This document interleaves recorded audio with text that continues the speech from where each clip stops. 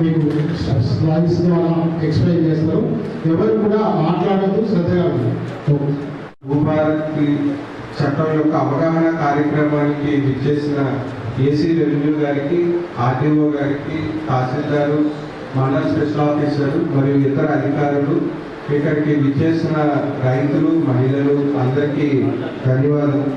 So మనకి ఈరోజు భూభారతి చట్టం అనేది జనవరి 2025లో మనకి చట్టంగా గజెట్ అనేది రావడం జరిగింది. తర్వాత మనకి మొన్న ఏప్రిల్ 14వ తారీఖున ముఖ్యమంత్రి గారు రూల్స్ అనేది ఫామ్ చేసి రూల్స్ అనేది లాంచ్ చేయడం జరిగింది.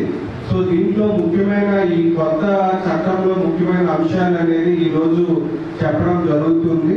సో మొదటగా మనకి ఈ రికార్డ్ ఆఫ్ అంటారు. సో మనకి ఈ కొత్త ఆర్ఓఆర్ చట్టంలో రికార్డ్ ఆఫ్ రైట్స్ అంటే మనకి ఏదైతే ఆ రికార్డులో ఉంటారో పట్టాదారులు వాళ్ళకి మాత్రమే వాళ్ళు ట్రాన్సాక్షన్స్ అనేది చేయగలరు.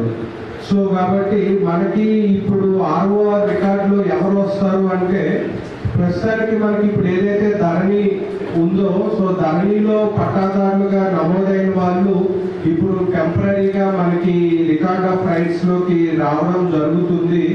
సో తర్వాత ఈ చట్టంలో సెక్షన్ 4 కింద 1 ఇయర్ వరకు, అంటే ఇప్పుడు ఏదైతే చాలా మంది రైతులు మాకు ఎక్స్టెంట్ అంటే ఏరియా తక్కువ వచ్చింది, మా పేర్లు మిస్ అయ్యాయి, మా భూమి ప్రొహిబిటెడ్ లిస్ట్ లో రికార్డ్ అయ్యింది, చాలా రీజన్స్ తో సఫర్ అవుతున్నారు.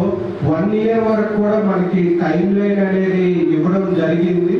సో 1 ఇయర్ లో మనకి ఎప్పుడైనా కూడా ఆ రైతులు అనేది భూభారతి పోర్టల్లో అప్లై చేసుకోవడానికి అవకాశం ఉంది. సో అదేవిధంగా ఆర్డీఓ గారు ముందు చెప్పినట్లుగా దీంట్లో చాలా కొత్త ఫీచర్స్ అంటే అపీల్ ప్రొవిజన్స్ కానీ, రివిజన్ ప్రొవిజన్స్, అదేవిధంగా భూదారు, వాటన్నిటికి కూడా ఈ యాక్ట్ లో కొత్తగా చేర్చడం జరిగింది. ఈ సెక్షన్ 4లో రూల్ 4 ప్రకారంగా ఎవరికైతే ఫార్మర్స్ కి దీంట్లో గ్రీవెన్సెస్ ఉన్నాయో ఆ దీంట్లో క్లియర్ గా రూల్స్ లో ఆ అప్లికేషన్స్ ని ఎలాగా డిస్పోజ్ చేయాలి అనేది కూడా మెన్షన్ చేశారు. సో కొన్ని రకాల అప్లికేషన్స్ ఆర్డీఓ స్థాయిలో క్లియర్ చేయడం జరుగుతుంది, మరికొన్ని అప్లికేషన్స్ మనకి తహసీల్దారు స్థాయిలో కలెక్టర్ లెవెల్లో కూడా డిస్పోజ్ చేయడం జరుగుతుంది. సో ఈ అప్లికేషన్స్ డిస్పోజ్ చేయడానికి నోటీసులు ఇవ్వడం జరుగుతుంది. అంటే ఇప్పటి వరకు దానిలో ఎవరైనా అప్లై చేసుకుంటే ఆ తహసీల్దారే ఎంక్వైరీ చేసి రిపోర్ట్స్ అన్ని సబ్మిట్ చేస్తున్నారు. బట్ ఇప్పుడు ఏమంటే ఎవరైతే అప్లై చేశారో ఆ రైతుకి, అదే విధంగా మనకి ఎఫెక్టెడ్ పార్టీస్ ఎవరున్నారో వాళ్ళకి కూడా నోటీసులు ఇవ్వడం జరుగుతుంది. నోటీసులు ఇచ్చిన తర్వాత ప్రాపర్ ఎంక్వైరీ చేసిన తర్వాత అప్లికేషన్ లో నోటీసులు ఇచ్చిన 60 రోజుల్లో ఆ అప్లికేషన్స్ అనేవి డిస్పోజ్ చేయడం అనేది జరుగుతుంది. సో ఈ అప్లికేషన్స్ డిస్పోజ్ చేసిన తర్వాత ఒకవేళ ఏమైనా గ్రీవెన్సెస్ ఉన్నా కూడా అపీల్ ప్రొవిజన్స్ అనేది ఉన్నాయి. సో దీంట్లో మనకి ఆల్రెడీ ల్యాండ్ రికార్డ్ అయ్యి ఒకవేళ సర్వే నెంబర్ మిస్టేక్ గా ఉంది, ల్యాండ్ ఎక్స్టెంట్ మిస్టేక్ ఉంది, నేములో కొంత మిస్టేక్ ఉంది అంటే మనకి అప్లై చేసుకోవచ్చు. అదే విధంగా అసలు ఎంటైర్ గా మా ల్యాండ్ ప్రీవియస్ గా పాత పట్టా పాస్ పుస్తకాలు ఉన్నాయి, అసలు కొత్త పట్టా పాస్ పుస్తకం రాలేదు, టోటల్ గా ల్యాండ్ మొత్తం మిస్ అయిందైనా కూడా మనకి అప్లై చేసుకోవడానికి ఈ భూభారతి చట్టంలో ప్రొవిజన్స్ అనేది ఇవ్వడం జరిగింది. ఏమైనా చేసింది తప్పు అనిపిస్తే అగైన్ కలెక్టర్ లెవెల్లో అపీల్ చేసుకోవచ్చు. అగైన్ కలెక్టర్ డిస్పోజ్ చేసింది కూడా మిస్టేక్ ఉంది అనుకుంటే అది ల్యాండ్ ట్రిబ్యునల్ అనేది ఈ భూభారతి చట్టంలో ఏర్పాటు చేశారు. మనకి ఇప్పటి వరకు ధరణిలో రెవెన్యూ కోర్ట్స్ లేవు. అంటే ప్రీవియస్ గా మనకి జాయింట్ కలెక్టర్ దగ్గర, ఆర్డీఓ దగ్గర రెవెన్యూ కోర్టులు నడిచేవి. ఏమైనా ఇబ్బందులు ఉన్నా కూడా అక్కడ అప్రోచ్ అయితే హీరింగ్స్ కండక్ట్ చేసి మనకి డిస్పోజ్ చేసేవాళ్ళు. బట్ ధరణి చట్టంలో ఆ ప్రొవిజన్ లేదు. బట్ ఇప్పుడు కొత్త చట్టం ఏదైతే భూభారతి వచ్చిందో దాంట్లో ఏదైతే మనకి రెవెన్యూ కోర్టు అనేది ప్రొవిజన్స్ ఇవ్వడం జరిగింది. సో అలా అపీల్ ప్రొవిజన్ అనేది సెక్షన్ 4 కింద ఉంది.